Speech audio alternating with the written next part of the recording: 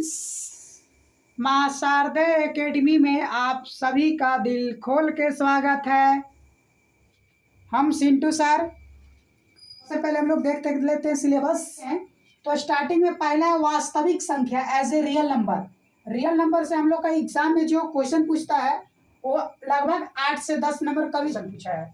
बहुपद से भी अगर बात किया जाए तो यहाँ से 8 से 10 नंबर का क्वेश्चन पूछता है। दो चर वाले रैखिक समीकरण से भी लगभग 8 से 10 नंबर का आसपास पूछता है। बहुत सारे ऐसे टॉपिक हैं जो 8 से 10 नंबर का क्वेश्चन पूछता है, लेकिन 2-3 टॉपिक ऐसा है, 2-3 चैप्टर ऐसा है जहां से एग्जाम में क्वेश्चंस ज्यादा बनते हैं। जैसे त्रिकोणमिति, ये जो त्रिकोणमिति है और त्रिकोणमिति का अनुप्रयोग है, यहाँ से एग्जाम में सबसे ज्यादा क्वेश्चन पूछता है।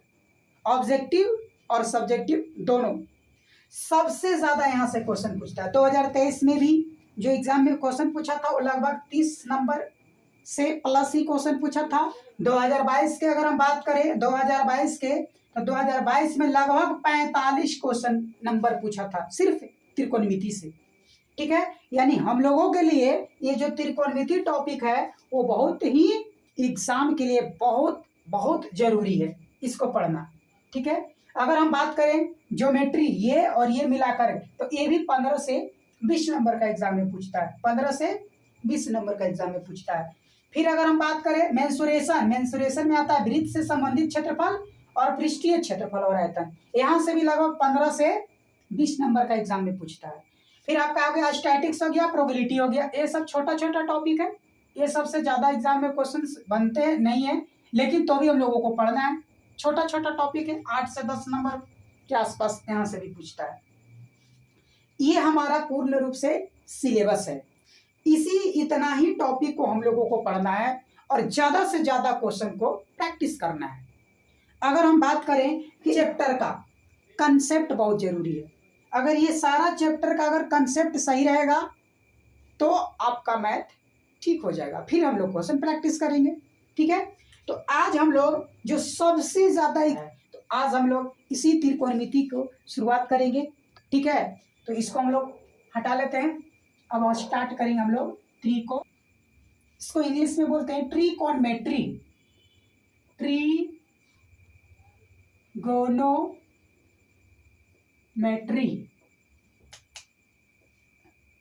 अगर हम ट्रिकोणमेट्री के बारे में बात करें, ठीक है, तो ये ट्रिकोणमेट्री जो है, ट्रिकोणमेट्री का मतलब होता है, इसका हम लोग अर्थ समझते हैं।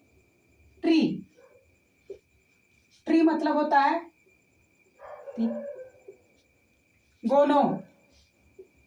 गोनो, इसका मतलब होता है कोण। ठीक है, इसके बाद होता है मेट्री, इसका मतलब होता है माप। ऐसे में बोलते हैं ना मैनेजमेंट, माप। यानी कि त्रिकोणमिति में हम लोग पढ़ेंगे ट्री मतलब 3, गोनो मतलब कोण, मेट्री मतलब माप। यानी कि त्रिकोणमिति में 3 कोणों के माप के बारे में पढ़ेंगे। और जब भी 3 कोणों की बात होती है तो हम लोग सिर्फ त्रिभुज की बात करते हैं। अगर हिंदी में भी अगर इसको हम बात करें तो हिंदी में त्रि मतलब होता है 3। ठीक है, और कोण मतलब एंगल मतलब कोण मतलब कोण होता है। ठीक, और मिति मतलब मापना होता है,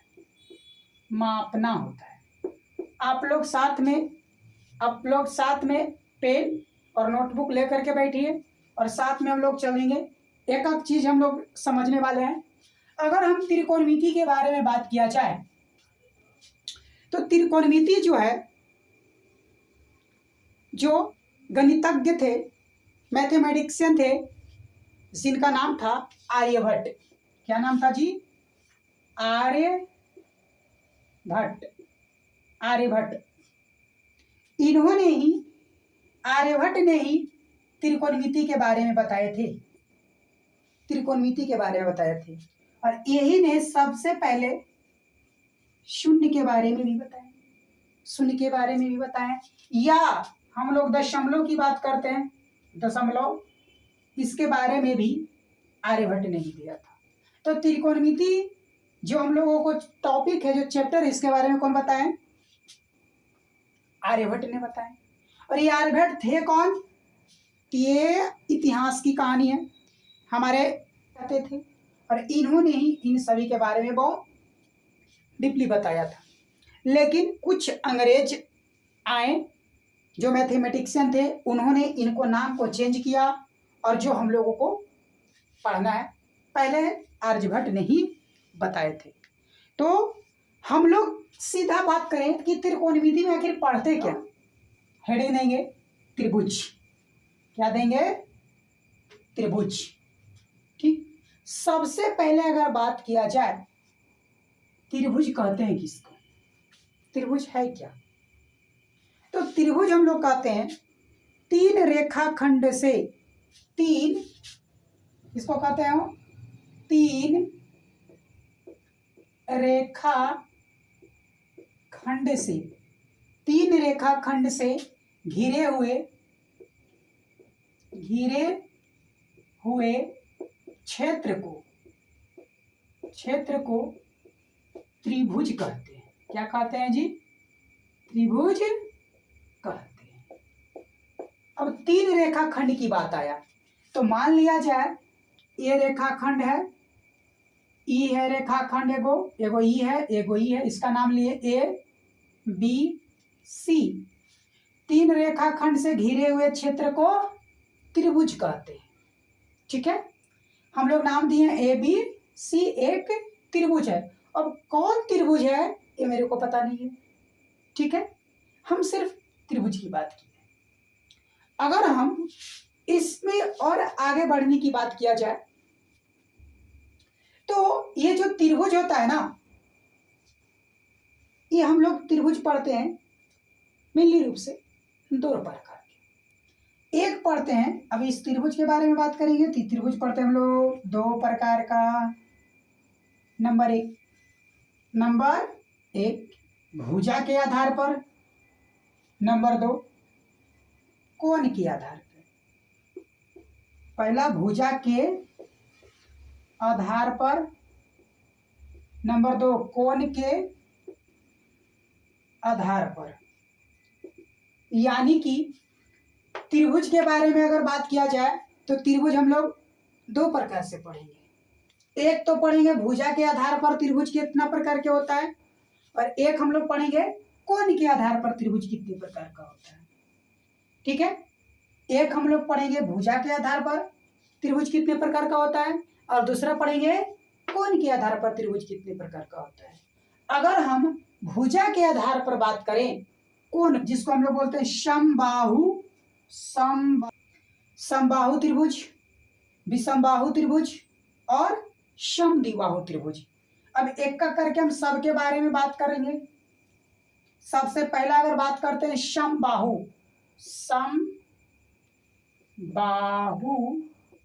त्रिभुज। समबाहु त्रिभुज क्या है, किसको कहते हैं? तो सीधा डेफिनेशन समझिएगा, वैसा त्रिभुज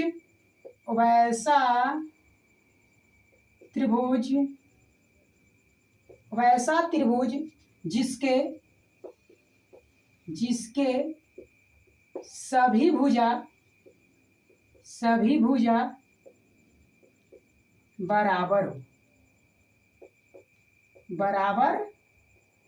हो, उसे समबाहु त्रिभुज कहते हैं। समबाहु त्रिभुज कहते हैं।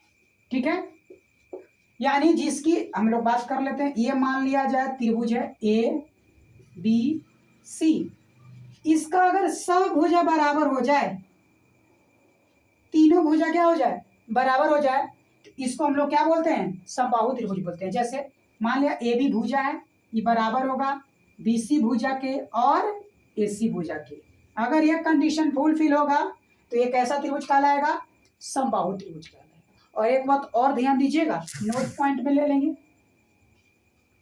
नोट पॉइंट में क्या लेंगे कि किसी भी त्रिभुज में जितने भुजा उसका बराबर होता है, उसके सामने वाला कोण भी बराबर होता है। यानी अगर समबाहु त्रिभुज है तो सभी भुजा इसका क्या है, बराबर है, तो इसके सभी कोण भी क्या होगा, बराबर होगा। ठीक है, सभी कोण बराबर होगा। मान लिया जाए कोण x है, ए भी कोण x है, तो ए भी कोण x होगा। ठीक है, और चूंकि हम लोग जानते हैं कि त्रिभुज के तीनों कोणों का योग कितना होता है, 180 डिग्री होता है। कहने का मतलब हुआ कि कोण ए, अच्छा अब हम लोग थोड़ा सा कोण के बारे में बात करेंगे। थोड़ा सा जस्ट पहले हम लोग कोण के बारे में बात करेंगे, थोड़ा सा अब हम पहले बात करेंगे, थोड़ा देर के बाद बात करेंगे। कोण ए प्लस कोण बी प्लस कोण सी बराबर 180 डिग्री। ठीक है, कोण ए का मान कितना है, वो x plus x equal to 180 डिग्री। एक्स एक्स एक्स जोड़ेंगे तो कितना हो जाएगा, 3x बराबर 180 डिग्री। ठीक है, तो x बराबर हो जाएगा 180 डिग्री बटा 3, 3 से काटेंगे कितना मराती कट जाएगी, 60 मराती। तो x के मान कितना आ जाएगा, 60 डिग्री। इसका मतलब ये सभी डिग्री का मान कितना हो जाएगा, 60 होगा। इसीलिए हम लोग जानते हैं कि समबाहु त्रिभुज के प्रत्येक कोण का मान कितना डिग्री का होता है, 60 डिग्री का होता है। सही है, क्योंकि इसका सभी भुजा बराबर होती है, इसीलिए सभी कोण भी बराबर होती है। अब हम लोग बात करेंगे समद्विबाहु।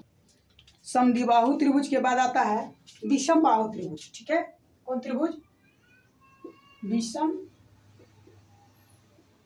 बाहु त्रिभुज। विषम बाहु त्रिभुज किसको बोलते हैं, तो सीधा समझिएगा, वैसा त्रिभुज जिसकी कोई भी भुजा बराबर नहीं हो, वैसा त्रिभुज जिसकी कोई भी भुजा बराबर नहीं हो। ठीक है, वैसा त्रिभुज, वैसा त्रिभुज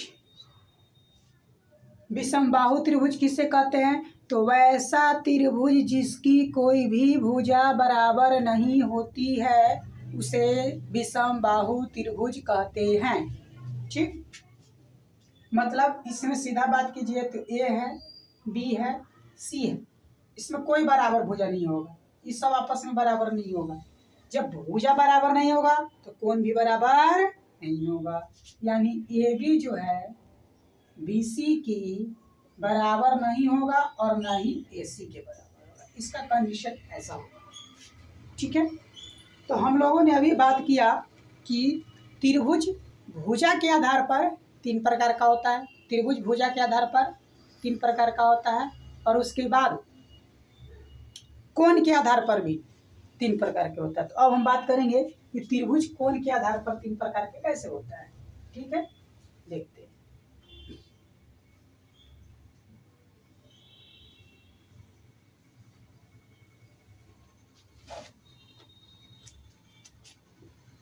कोण के आधार पर त्रिभुज, त्रिभुज कितने प्रकार का होता है, 3 प्रकार के होता है, 3 प्रकार के। नंबर 1 समकोण त्रिभुज। न्यून कोण किसको बोलते हैं जी, तो वैसा कोण या वैसा न्यून कोण त्रिभुज किसको बोलते हैं, तो वैसा त्रिभुज जिसमें एक कोण 0 डिग्री से बड़ा और दूसरा कोण 90 डिग्री से छोटा। एक कोण 0 डिग्री से बड़ा और दूसरा कोण 90 डिग्री से छोटा होता है, उसे न्यून कोण त्रिभुज कहते हैं।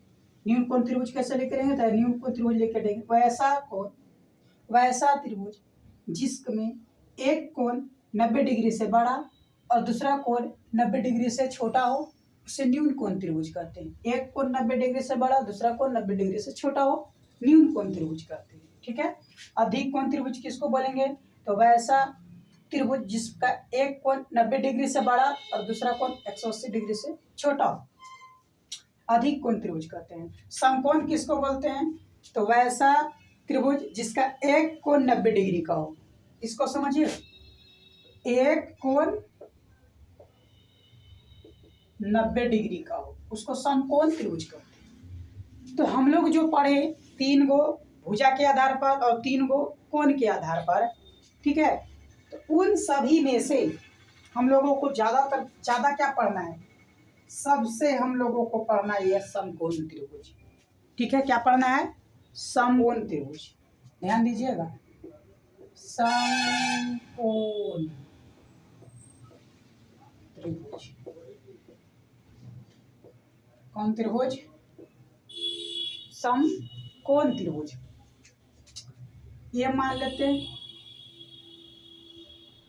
ए है, ये बी है, ये सी है, ये 90 डिग्री। समकोण त्रिभुज किसको बोलते हैं? तो वैसा त्रिभुज जिसका एक कोण कितना डिग्री का हो? 90 डिग्री का हो, उसको समकोण त्रिभुज। कौन त्रिभुज कहते हैं? समकोण त्रिभुज कहते हैं। एक 90 डिग्री का हो उसको समकोण त्रिभुज कहते हैं। ठीक ना? कोई दिक्कत नहीं? अरे आप लोग तो पढ़े किए होंगे, ठीक, जानते होंगे, 9th में भी पढ़े होंगे। कोण के आधार पर भी 3। ठीक है, अब हम बात करेंगे, इसमें 3 शीर्ष भी होते हैं। शीर्ष नंबर 1, शीर्ष नंबर 2, शीर्ष नंबर 2। यानी कि ये रेखा और ये दोनों पॉइंट जिस बिंदु पर आकर के मिल रहा है, ये वाला पॉइंट, इसको शीर्ष बोलेंगे। ठीक, और इसको एंगल बोलेंगे, इसको एंगल, इसको कोण बोलेंगे, इसको कोण। और ये वाला पॉइंट हो गया ना, वो शीर्ष होगा, ये वाला पॉइंट। ठीक है, ये वाला पॉइंट शीर्ष है, ये वाला कोण। यानी कोण के डेफिनेशन क्या होगा? 2 रेखा खंडों से जो झुकाव उत्पन्न होता है उसे कोण कहते हैं। ठीक, चलिए अब हमको इसी के बारे में पढ़ना है। इसमें हम लोगों को पढ़ना है, बहुत सारी बातें इसमें हम लोगों को भी जानना है। अगर कुछ समय के लिए इसको मान लिया जाए थीटा, एंगल इसको मान लेते हैं। 90 के सामने वाले को हम लोग बोलते हैं कर्ण। क्या बोलते हैं जी? कर्ण। और थीटा के सामने वाला को हम लोग बोलते हैं लंब। और जिस त्रिभुज पर, जैसे मान लिया जाए कि मेरे पास 3 मार्कर है, ये ऐसे हम इसको ले लेते हैं, ऐसे। ध्यान दीजिएगा, गौर कीजिएगा। अगर इसको हम ऐसे कर ले, ऐसे, तो ये वाला और ये वाला, ये वाला और ये वाला मार्कर, ये वाला मार्कर और ये वाला मार्कर, देखिए तो जो थर्ड वाला मार्कर उस पर टिका हुआ है ना, गौर कीजिएगा, थर्ड वाला मार्कर पे टिका हुआ है। तो ये जो थर्ड वाला मार्कर हुआ, नीचे वाला जो सबसे नीचे है, उसी को आधार बोलते हैं। यानी कि पूरा त्रिभुज जिस पर टिका हुआ है उसको आधार कहेंगे। ये आधार हो गया। ठीक है, क्या हो गया? आधार हो गया। अब इसको कर्ण को हम लोग एक करके एक्सप्लेन करते हैं। ठीक, अगर हम कर्ण के बारे में बात करें, ये कर्ण है, हाइपोटेनस इसको बोलते हैं, हाइपोटेनियस। ठीक, हाइपोटेनियस, हाइपोटेनस। ठीक है, कर्ण को बोलते हैं हाइपोटेनस। और हाइपोटेनस के बारे में अगर हम बात करें विशेषता, हम अगर इधर पे कर ले कि कर्ण की क्या विशेषता है, कर्ण की विशेषता सुनिएगा, इसकी विशेषता क्या है? पहला कंडीशन कि त्रिभुज की सबसे बड़ी भुजा होती है। त्रिभुज की सबसे बड़ी भुजा होती है, बड़ी भुजा होती है। सुनिएगा, एक करके पॉइंट लिख लीजिएगा। देखिए, एक करके पॉइंट लिखिएगा। कर्ण जो होती है त्रिभुज की सबसे बड़ी भुजा होती है, पहला पॉइंट। दूसरा पॉइंट इसमें लिखिएगा, पहला पॉइंट हो गया। दूसरा पॉइंट लिखिएगा कि जो कर्ण होती है, इन दोनों भुजा से यानी लंब और आधार के भुजा के योग से हमेशा छोटा होती है, हमेशा ही छोटा होगा। ठीक है, यानी कर्ण जो होता है, दूसरा पॉइंट, कर्ण जो होता है लंब प्लस आधार के अंक से ये हमेशा क्या होता है? छोटा होता है, हमेशा छोटा होता है। जैसे मान लीजिए कि 3 है, ये 4 है, तो 4 और 3 7, 7 से हमेशा ही छोटे होगा। ठीक है, तो हमेशा कर्ण जो होता है, सबसे बड़ी भुजा जो होती है, इन दोनों भुजा के योग से छोटा होती है, ठीक है। और कर्ण के बारे में बात करें तो कर्ण को इंग्लिश में हाइपोटेनियस कहते हैं, कर्ण को। और अगर हम बात करें कर्ण के बारे में, ठीक,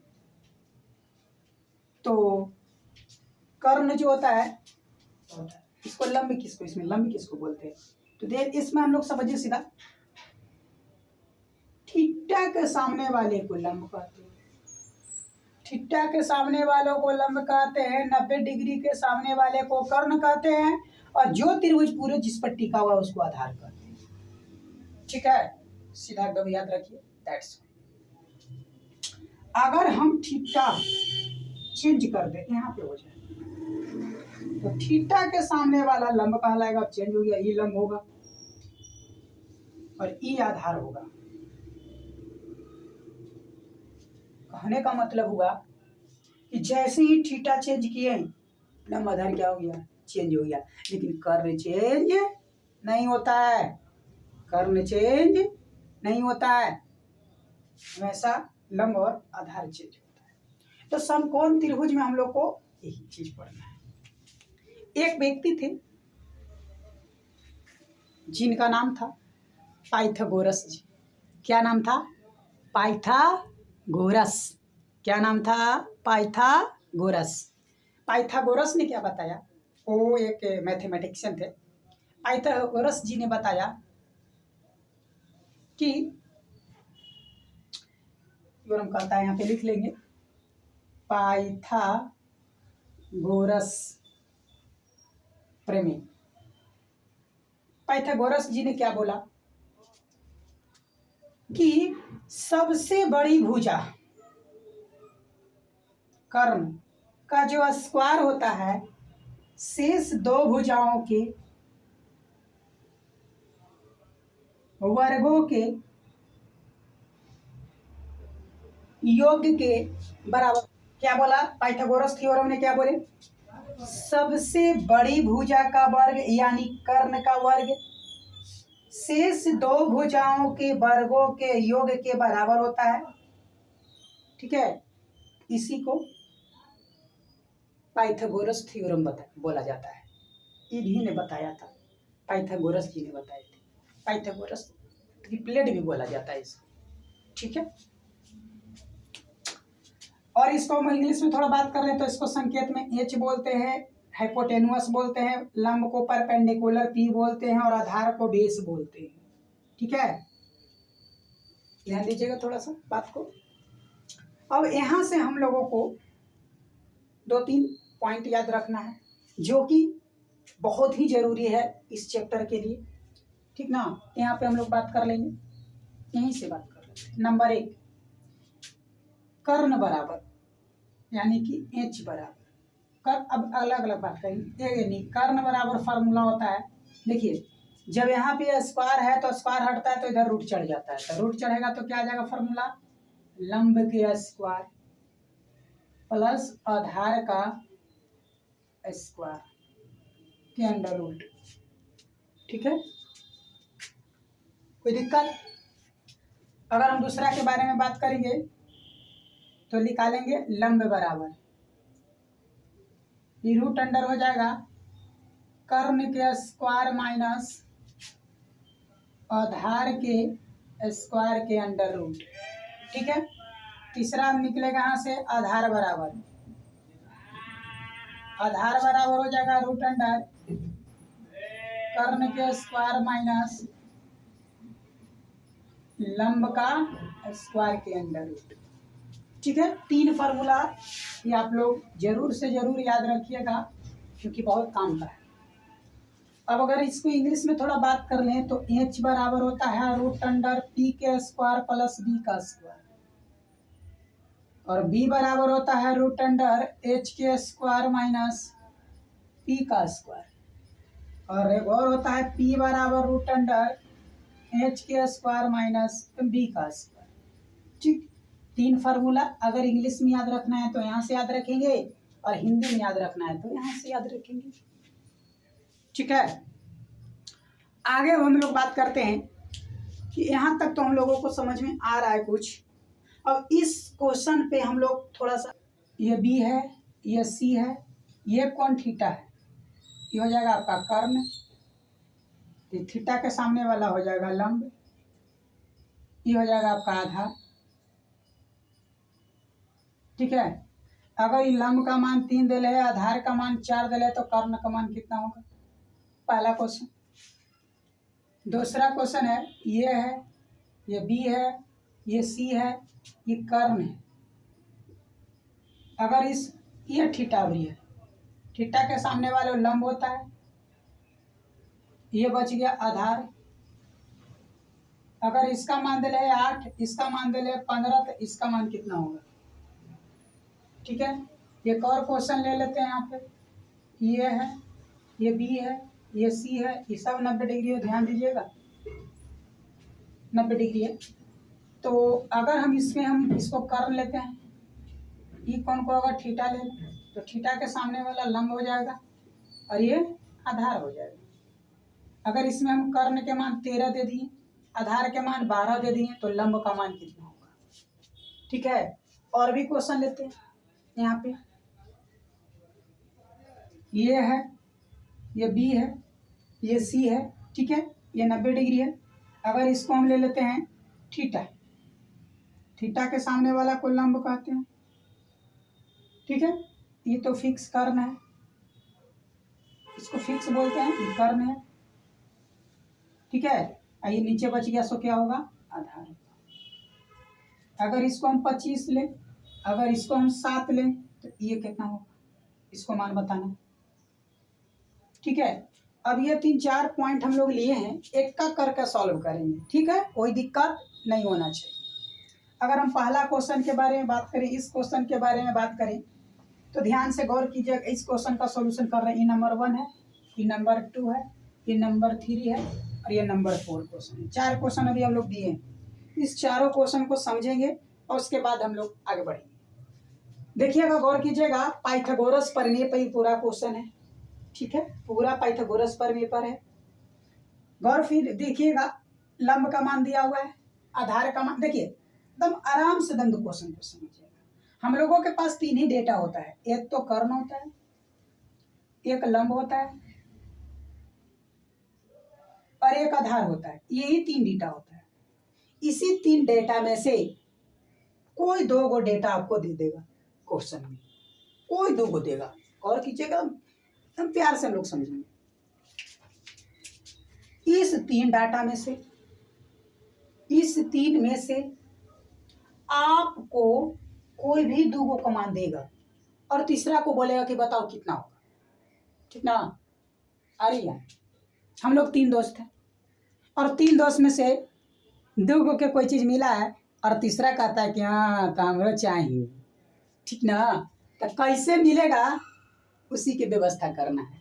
आगे व्यवस्था ही तो मेन जरूरी है ना। तो 3 को देखिए, यहाँ पे लंब का मान 3 देले हैं, आधार के मान 4 देले हैं। तो क्या पूछता है वो, कर्ण के मान बता दो। क्या पूछ रहा है, कर्ण के मान बता दो। और अभी हम लोग बताए थे फार्मूला ना कर्ण का, पीछे जस्ट लो यहाँ पे लिख देते हैं कर्ण का फार्मूला। रूट अंडर होता है लंब का स्क्वायर प्लस आधार का स्क्वायर। तो लो ये वाला यहाँ लगा लो कि कर्ण का फार्मूला होता है रूट अंडर लंब का स्क्वायर प्लस आधार का स्क्वायर। तो देखो, तो यहाँ पे कर लेते हैं। लंब का मान कितना दे ले, 3, तो 3 का स्क्वायर प्लस आधार का मान कितना दे ले, 4, तो 4 के स्क्वायर के अंडर रूट। ठीक है, 3 के स्क्वायर कितना होता है 9, 4 के स्क्वायर कितना होता है 16, और 16 और 9 को जोड़ दोगे तो कितना आएगा 25, और इसको वर्गमूल निकालेगा 25 के, तो इसका निकलता है 5। अर्थात कर्ण का मान निकालने तो कितना आ गया 5। यही कर्ण का मान भरना था 5। ठीक है, उसी तरह से आप लोग इन सभी का मान निकालिएगा, इसका भी निकालिएगा, इसका भी निकालिएगा, इसका भी निकालिएगा, एज ए फार्मूला लगा के। ओके, फार्मूला लगा के, और इन चारों का क्वेश्चन आप लोग कमेंट बॉक्स में देना है। कहाँ देना है, कमेंट बॉक्स में आपको कमेंट करके आंसर बताना है कि इसका कितना होगा, इसका कितना होगा, इसका कितना होगा।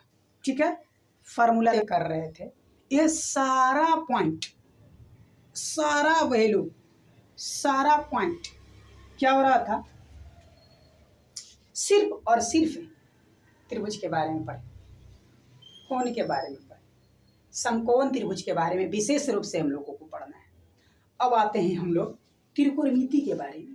इस त्रिकोणमिति के बारे में आर्यभट्ट जी ने 6 पॉइंट बताया था। कितने पॉइंट बताया? 6 पॉइंट बताया। समझ में आ रहा है? 6 पॉइंट। यानी त्रिकोणमिति में टोटल निष्पत्तियां की संख्या कितनी होती है? 6 होती है। निष्पत्तियां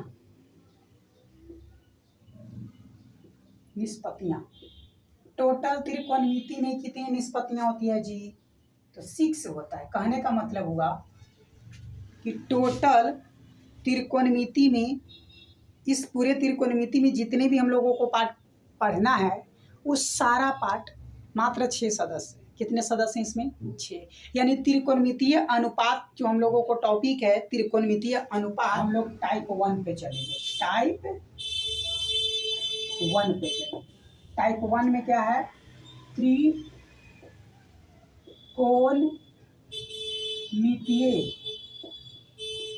अनुपात। क्या है हो? अनुपात। अब सबसे पहले अनुपात के बारे में बात करेंगे। अनुपात का मतलब क्या होता है भाई? अनुपात का मतलब क्या होता है? इसको हम लोग अनुपात पढ़ते हैं। ठीक है, क्या पढ़ते हैं? अनुपात। ए अनुपात बी है, इसको हम लोग अनुपात पढ़ते हैं। 2 बिंदु रहेगा, अनुपात पढ़ेंगे। इसको हम लोग ऐसे भी लिख सकते हैं, ए बटा बी। ठीक, इसको अनुपात कहते हैं। नाम है त्रिकोणमितीय अनुपात। तो त्रिकोणमितीय अनुपात है, अनुपात पहले समझ लेते हैं। अनुपात इसको बोलते हैं। ए अनुपात बी मतलब ए बटा बी लिख सकते हो इसको। हम बोलेंगे 3 अनुपात 4, तो इसको लिख सकते हो 3 बटा 4। समझ में आ रहा है कुछ बात? यस, इसी के बारे में बात बोलेंगे, अनुपात का मतलब। तो त्रिकोणमितीय अनुपात में हम लोग बात करेंगे। टोटल त्रिकोणमिति में 6 निष्पत्तियां हैं। कितने निष्पत्तियां हैं? 6 निष्पत्तियां हैं। कितने हैं? 6 निष्पत्तियां हैं। इस 6 निष्पत्तियों में से, इस 6 निष्पत्तियों में से हम लोगों को जानना है कौन कौन है। ठीक है, एक एक चीज को हम लोग एक्सप्लेन करेंगे। तो पहला के अगर बारे में बात करेंगे कि 6 में से जो 6 निष्पत्तियां हैं, इस 6 निष्पत्तियां में से इसको दो भाग में बांट लेते हैं। क्योंकि जानते हैं 2 भाग में क्या बांट रहे हैं। अगर हमारे घर में 6 गो आदमी है ना, तो 6 गो में से 3 गो के विचार अलग और बाकी 3 गो के विचार अलग। 3 के विचार अलग, बाकी 3 के विचार अलग। तो इसीलिए पहला मेंबर में, जो पहला ग्रुप में है, वो 3 आदमी है, 2 और 1 3 है। ठीक है, पहला का नाम है साइन। और याद रखिएगा, हमेशा जो त्रिकोणमितीय निष्पत्तियां होती है वो अकेले नहीं रहता, उसके साथ कुछ कोण जुड़ा हुआ रहता है। चाहे अगर हम बात कर ले यहाँ पे इस त्रिभुज के बारे में, ए है, बी है, सी है, ये 90 डिग्री है, तो कुछ कोण जुड़ा हुआ रहेगा। बी को छोड़ करके, क्योंकि 90 डिग्री है, 90 वाला नहीं होता है, या तो ए रहेगा या तो सी रहेगा, तो कुछ एंगल रहता है। लेकिन अभी तो त्रिभुज दिया हुआ नहीं है। तो जब दिया हुआ नहीं है तो इसमें एंगल ए और बी ले सकते हैं कैसे? इसीलिए एक अलग से एंगल लेते हैं, एक अलग से कोण लेते हैं। उस कोण का नाम देते हैं थीटा। इसको थीटा पढ़ते हैं। ध्यान दीजिएगा, इसको क्या पढ़ते हैं? थीटा। ना बुझाए, लिख लीजिए कॉपी में, थीटा पढ़ते हैं। तो पहला होता है साइन थीटा, दूसरा होता है COS कॉस थीटा, तीसरा होता है TAN टैन थीटा। अगर हम बात करें साइन थीटा का जस्ट उल्टा कॉसेक थीटा है, कॉसेक थीटा है, और कॉस थीटा का उल्टा होता है सेक थीटा, और टैन थीटा का उल्टा होता है कॉट थीटा। ठीक है, यानी पूरे त्रिकोणमिति में कितने निष्पत्तियां हैं? 6। Sine theta, cos theta, tan theta. Sine का उल्टा क्या होता है? Cosec theta. कॉस का उल्टा क्या होता है? Sec theta. टैन का उल्टा क्या होता है? Cot theta. ठीक, जो साइन थीटा तो हम लोगों का जो फार्मूला होता है त्रिकोणमितीय अनुपात में, ये होता है लंब बटा कर्ण। ठीक, कॉस थीटा बराबर होता है आधार बटा कर्ण, और tan थीटा बराबर होता है लंब बटा आधार। ठीक, तीन साइन कॉस tan, लंब बटे कर्ण, आधार बटे कर्ण, लंब बटे आधार, ये तीन फार्मूला है। इस तीन को अगर आप याद कर लिए, त्रिकोणमितीय अनुपात खत्म, त्रिकोणमितीय अनुपात खत्म। टाइप 1 का जितने भी सारा एग्जाम में क्वेश्चन पूछा हुआ है दैट्स ऑल, खत्म हो जाएगा। लेकिन समझ के बोल रहे हैं बार बार, आपको कंसेप्ट समझना बहुत जरूरी है। ये तीन को पहले आप याद कीजिए, और इसी का उल्टा ही होता है तो उलट दीजिए, क्या हो जाएगा, हो कर्ण बटा लंब हो जाएगा। कोची का फार्मूला कॉसेक थीटा का, सेक थीटा का बोलिए तो कर्ण बटा आधार, उलट देना है। tan का बोलिए tan, आधार बटा कुछ होगा लंब, सही है। तो इस तरह से हम लोगों को 6 निष्पत्तियां हैं। कितने हैं? 6 निष्पत्तियां हैं। अब इसी 6 निष्पत्तियां में से हम लोग थोड़ा सा एंगल घुमाने का प्रयास करेंगे, ठीक ना। एक काम करते हैं, एंगल घुमाने का प्रयास करते हैं, और कीजिएगा इन लिख लेते हैं। साइन का उल्टा क्या होता है, कॉसेक थीटा, यानी कि कर्ण बटा लंब,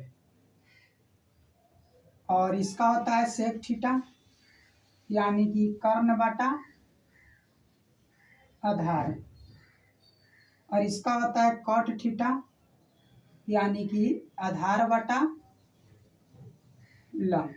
चलिए ठीक है, चौथा हो गया, ये पांचवा हो गया, और ये छठा हो गया। इधर रहने देते हैं इसको। अब इधर हम लोग बात करते हैं, गौर से एकदम देखिए। मान लिया जाए ये एक त्रिभुज है, समकोण त्रिभुज है ABC, ये कौन 90 डिग्री है। एकदम देखिए, एकदम आराम से एकदम समझिएगा। अगर ये समझ लिए एग्जाम में क्वेश्चन आराम से एकदम बनेगा, कोनो दिक्कत नहीं है। इस त्रिभुज में अगर हम बात करें, क्वेश्चन दिया हुआ है पहला कि साइन A बराबर 3/5 है। ठीक है, क्वेश्चन में है, क्वेश्चन में लिखा हुआ है, क्वेश्चन है कि यदि साइन A बराबर 3/5 है, ठीक है, तो पूछेगा कि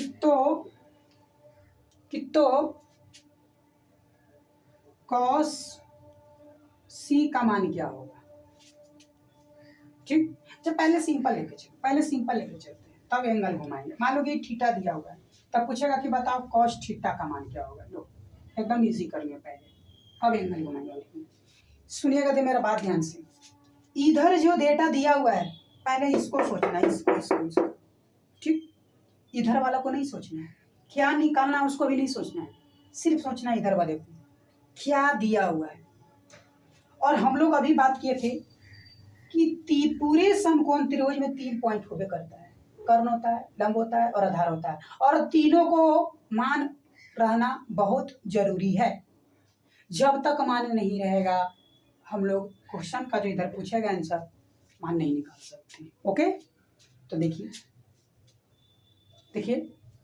पहली बात, साइन थीटा बराबर 3/4 है, तो कॉस थीटा का मान पूछा है। तो सबसे पहले आप लिखिए कि साइन थीटा बराबर क्या फार्मूला होता है, लंब बटा कर्ण, और ये दिया हुआ था कितना 3/5, 3/5 दिया हुआ था।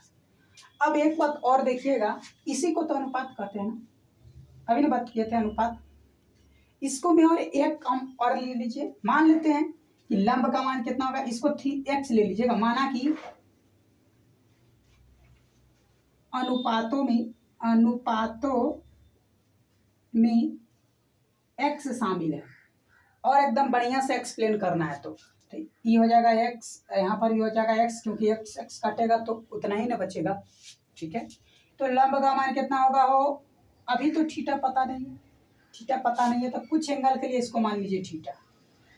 तो साइन थीटा बराबर, यानी साइन थीटा यानी लंब, लंब का मान है 3x, ये 3x होगा क्योंकि थीटा के सामने वाला लंब होता है और कर्ण नहीं होता है। तो कर्ण का मान कितना है वो 5x है। तो ये हो गया लंब, ये हो गया कर्ण। तो गायब क्या है, देखो यहाँ लिख लेना, लंब का मान पता है 3x, कर्ण का मान पता है 5x, गायब क्या है, आधार गायब है। तो हम लोग आधार का फार्मूला लगाएंगे ना, रूट अंडर कर्ण के स्क्वायर माइनस लंब का स्क्वायर। कर्ण का मान दिया हुआ है ना 5x का स्क्वायर माइनस लंब का मान 3x के होल स्क्वायर, तो 25x square minus 9x square घटाइए 16x स्क्वायर। तो इसका कितना आ जाएगा डेटा, क्या आ जाएगा, तो 4x। कहने का मतलब हुआ इसको जब हम लोग निकालेंगे डेटा तो 4x आएगा। ठीक है, अब हम लोग को पूछा था क्या, तो नंबर 1 में पूछा था कॉस थीटा। तो कॉस थीटा का फॉर्मूला क्या होता है वो, आधार बटा कर्ण। क्या होता है, आधार बटा कर्ण।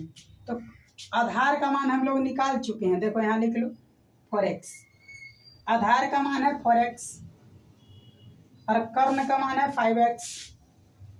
देखो x x कट गया तो क्या आंसर आ गया 4/5 आंसर। यानी एग्जैक्ट बताने का तरीका ये होता है, इस तरह से बनाना है। अगर इस तरह से कब बनाना है, जब लॉन्ग क्वेश्चन एग्जाम में आएगा तब बनाना है।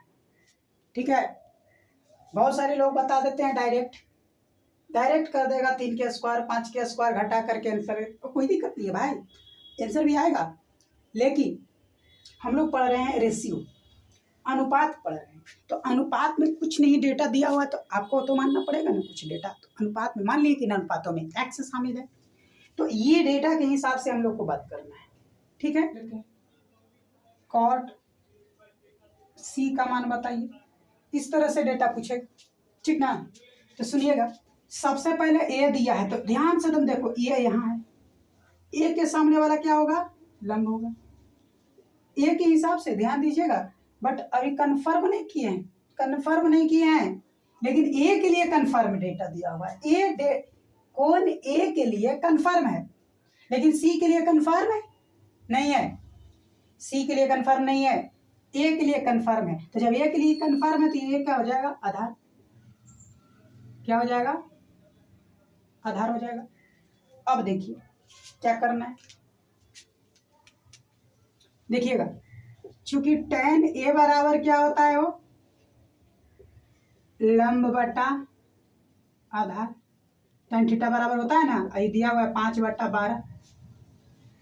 तो इसको मान लेना कि माना कि अनुपातों में x शामिल है। अगर लॉन्ग क्वेश्चन है तो ऑब्जेक्टिव में ऐसा नहीं करना है, तो हम लोग डायरेक्ट चलते हैं। ठीक है, एक समझ लिए ना, अब उसी तरह से चलना है।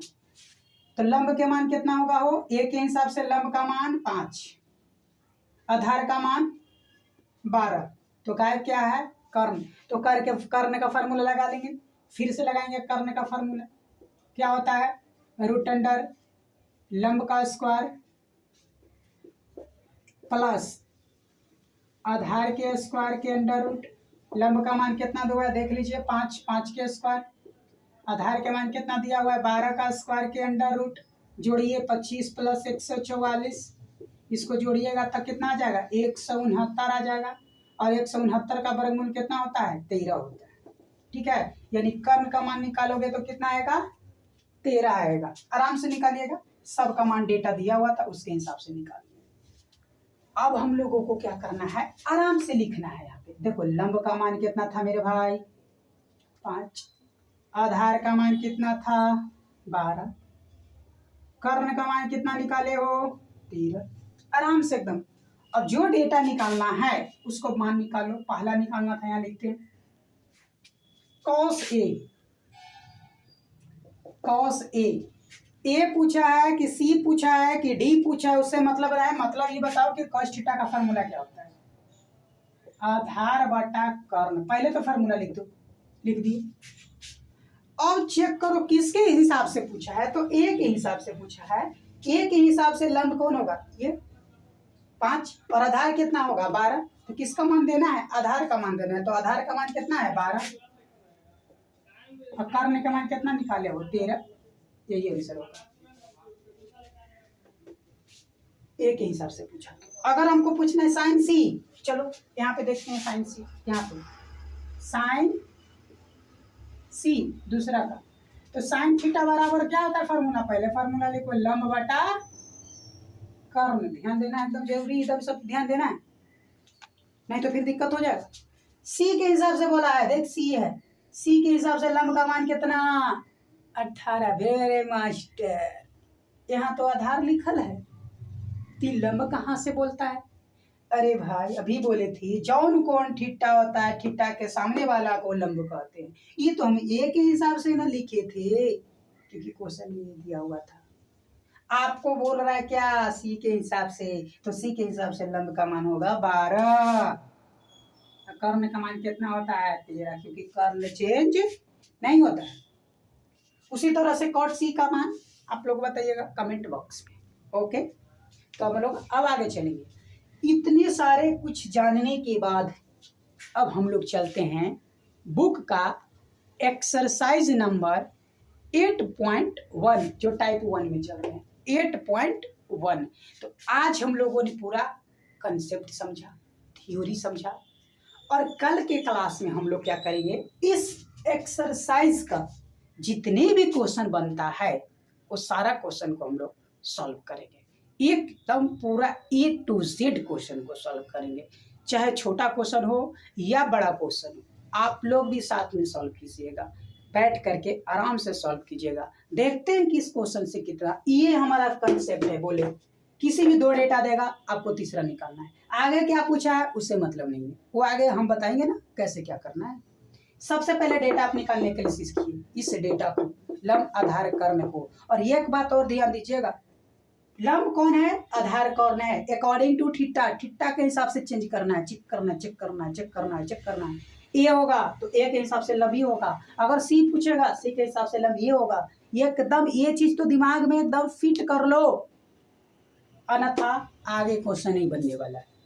ठीक है, तो आप लोग एकदम मस्त रहिए, एकदम बिंदास रहिए और पढ़ाई को एंजॉय कीजिए। एंजॉय का चीज़ होता है, आराम से एकदम पढ़ेंगे, कोई दिक्कत नहीं है। तो हम लोग आज का क्लास यहीं पे स्टॉप करते हैं। जय